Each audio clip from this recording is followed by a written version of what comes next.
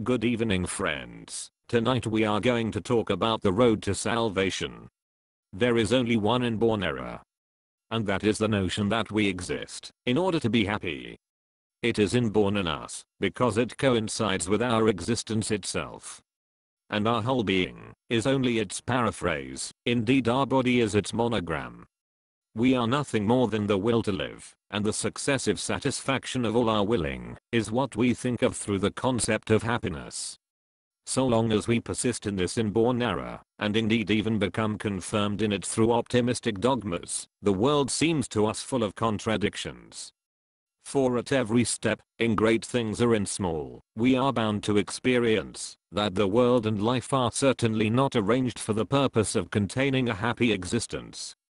Now, while the thoughtless person feels himself vexed and annoyed hereby merely in real life, in the case of the person who thinks, there is added to the pain in reality the theoretical perplexity as to why a world and a life that exist, so that he may be happy in them, answer their purpose so badly. At first it finds expression in pious ejaculations such as why are the tears beneath the moon so many? And many others. But in their train come disquieting doubts about assumptions of those preconceived optimistic dogmas. We may try to put the blame for our individual unhappiness now on the circumstances, now on other people, now on our own bad luck or even lack of skill, and we may know quite well how all these have worked together to bring it about.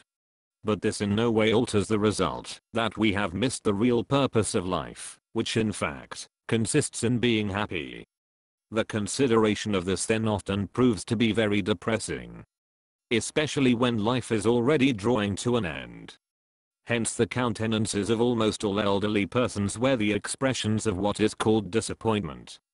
In addition to this, however, every day of our life up to now has taught us that, even when joys and pleasures are attained, they are in themselves deceptive. Do not perform what they promise, do not satisfy the heart, and finally that their possession is at least embittered by the vexations and unpleasantness that accompany, or spring from them. Pains and sorrows, on the other hand, prove very real. And often exceed all expectation. Thus everything in life is certainly calculated to bring us back from that original error. And to convince us that the purpose of our existence is not to be happy. Indeed, if life is considered more closely and impartially, it presents itself rather as specially intended to show us that we are not to feel happy in it, since by its whole nature it bears the character of something for which we have lost the taste, which must disgust us, and from which we have to come back, as from an error, so that our heart may be cured of the passion for enjoying, and indeed for living, and may be turned away from the world in this sense. It would accordingly be more correct to put the purpose of life in our woe than in our welfare. For our considerations have shown us that the more one suffers, the sooner is the true end of life attained. And that the more happily one lives, the more is that end postponed. Even the conclusion of Seneca's last letter in keeping with this. Then will you have for yourself your own good, when you see that the lucky ones are the unhappiest of all. Which certainly seems to indicate and influence Christianity. The peculiar effect of the tragedy rests ultimately on the fact that it shakes that inborn error. Since it furnished a vivid illustration of the frustration of human effort, and of the vanity of this whole existence in a great and striking example. And thereby reveals life's deepest meaning. For this reason, tragedy is recognized as the sublimest form of poetry. Now whoever has returned by one path or the other from that error, which is inherent in us, from that first false step of our existence, will soon see everything in a different light.